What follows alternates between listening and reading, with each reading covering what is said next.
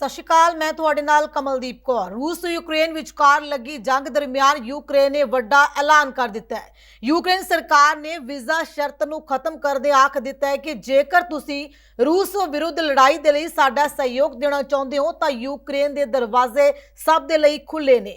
ਅਸੀਂ ਸਾਰਿਆਂ ਦੇ ਲਈ ਖਾਣ ਪੀਣ ਅਤੇ ਰਹਿਣ ਸਹਿਣ ਦਾ ਪ੍ਰਬੰਧ ਕਰਾਂਗੇ। ਬਸ ਉਹਨਾਂ ਨੂੰ ਸਾਡੇ ਲਈ ਹਥਿਆਰ ਚੁੱਕਣੇ ਪੈਣਗੇ। ਸਾਡੇ ਲਈ ਜੰਗ ਦੇ ਮੈਦਾਨ ਦੇ ਵਿੱਚ ਕੁੱਦਣਾ ਪਏਗਾ।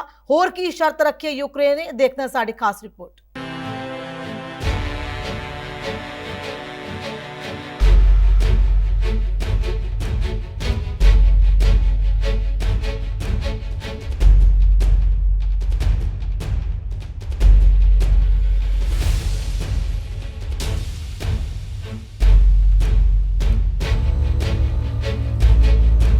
रूस ਅਤੇ यूक्रेन ਵਿਚਕਾਰ ਲੱਗੀ ਜੰਗ ਦਿਨੋਂ ਦਿਨ ਭਿਆਨਕ ਰੂਪ ਧਾਰਨ ਕਰ ਰਹੀ ਹੈ।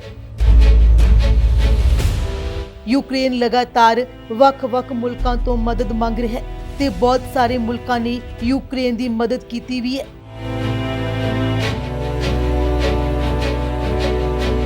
ਜਿਨ੍ਹਾਂ ਦੇ ਵਿੱਚੋਂ ਇੱਕ ਹੈ ਅਮਰੀਕਾ।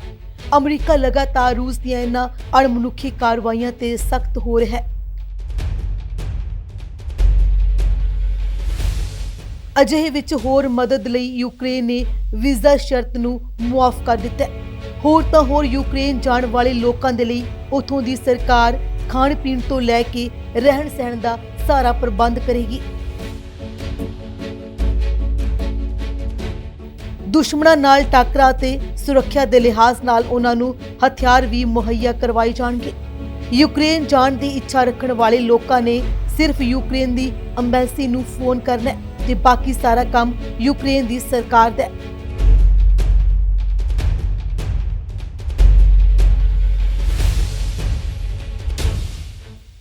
ਇੱਥੇ ਇੱਕ ਗੱਲ ਹੋਰ ਧਿਆਨ ਦੇ ਵਿੱਚ ਰੱਖਣ ਦੀ ਲੋੜ ਹੈ। ਇਹ ਸ਼ਰਤ ਸਿਰਫ ਉਹਨਾਂ ਵਿਦੇਸ਼ੀ ਲੋਕਾਂ ਦੇ ਲਈ ਹੈ ਜੋ ਰੂਸ ਖਿਲਾਫ ਲੱਗੀ ਜੰਗ ਵਿੱਚ यूक्रेन ਦਾ ਸਾਥ ਦੇਣਾ ਚਾਹੁੰਦੇ ਨੇ, ਭਾਵ यूक्रेन ਦੇ ਨਾਲ ਮਿਲ ਕੇ ਰੂਸ ਖਿਲਾਫ ਲੜਨਾ ਚਾਹੁੰਦੇ ਨੇ। रूस ਦੇ ਲੋਕਾਂ ਲਈ ਇਹ ਛੋਟ ਨਹੀਂ ਹੋਏਗੀ।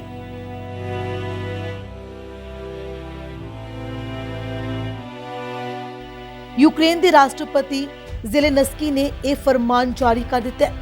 ਜ਼ੇਲੇਨਸਕੀ ਨੇ यूक्रेन ਦੇ ਰੱਖਿਆ ਬਲਾਂ 'ਚ ਸ਼ਾਮਲ ਹੋਣ ਵਾਲੇ ਵਿਦੇਸ਼ੀ ਲੋਕਾਂ ਦੇ ਲਈ ਇੱਕ ਅਸਥਾਈ ਵੀਜ਼ਾ ਮੁਕਤ ਪ੍ਰਣਾਲੀ ਨੂੰ ਅਧਿਕਾਰ ਕੀਤਾ ਹੈ।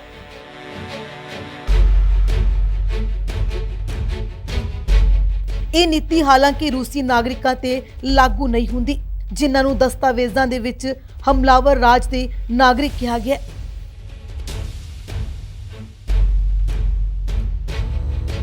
ਵਲੰਟੀਅਰਾਂ ਨੂੰ ਆਪਣੇ ਫੌਜੀ ਤਜਰਬੇ ਦਾ ਵੇਰਵਾ ਦਿੰਦੇ ਹੋਏ ਅਰਜ਼ੀ ਭਰਨੀ ਪੈਂਦੀ ਹੈ। ਉਹਨਾਂ ਨੂੰ ਆਪਣੀ ਨਿੱਜੀ ਸੁਰੱਖਿਆ ਲਿਆਉਣ ਦੀ ਵੀ ਸਿਫਾਰਿਸ਼ ਕੀਤੀ ਗਈ ਹੈ, ਜਿਸ ਵਿੱਚ ਹੈਲਮਟ ਅਤੇ ਬਾਡੀ ਆਰਮਰ ਸ਼ਾਮਲ ਨੇ।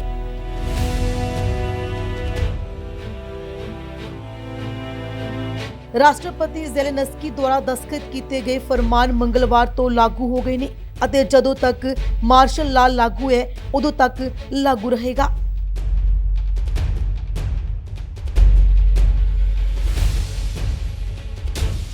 ਉਧਰ यूक्रेन ਦੇ ਵਿਦੇਸ਼ ਮੰਤਰੀ ਦਮਿਤਰੋ ਕੁਲੇਬਾ ਨੇ ਇੱਕ ਟਵੀਟ ਵਿੱਚ ਕਿਹਾ ਕਿ ਹਿੱਸਾ ਲੈਣ ਦੇ ਇੱਛੁਕ ਲੋਕਾਂ ਨੂੰ ਆਪਣੇ ਆਪਣੇ ਦੇਸ਼ਾਂ ਵਿੱਚ यूक्रेन ਦੇ ਕੂਟਨੀਤਿਕ ਮਿਸ਼ਨਾਂ ਨਾਲ ਸੰਪਰਕ ਕਰਨ ਦੇ ਲਈ ਕਿਹਾ ਗਿਆ।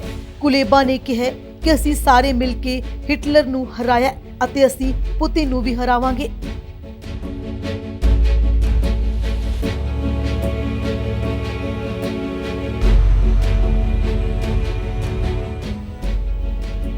ਦੱਸ ਦਈਏ ਕਿ ਪਹਿਲਾਂ ਸੰਯੁਕਤ ਰਾਜ ਅਤੇ ਯੂਰਪੀਅਨ ਯੂਨੀਅਨ ਦੇ ਨਾਗਰਿਕਾਂ ਨੂੰ यूक्रेन ਜਾਣ ਦੇ ਲਈ 6 ਮਹੀਨਿਆਂ ਦੀ ਮਿਆਦ ਨਾਲ 90 ਦਿਨਾਂ ਤੋਂ ਵੱਧ ਲਈ ਟੂਰਿਸਟ ਵੀਜ਼ਾ ਦੀ ਲੋੜ ਹੁੰਦੀ ਸੀ, ਪਰ ਹੁਣ यूक्रेन ਵਿੱਚ ਵੱਧ ਰਹੇ ਸੰਕਟ ਕਾਰਨ यूक्रेन ਵੀਜ਼ਾ ਪ੍ਰਕਿਰਿਆ ਦੇ ਵਿੱਚ ਬਦਲਾਅ ਕੀਤਾ ਹੈ।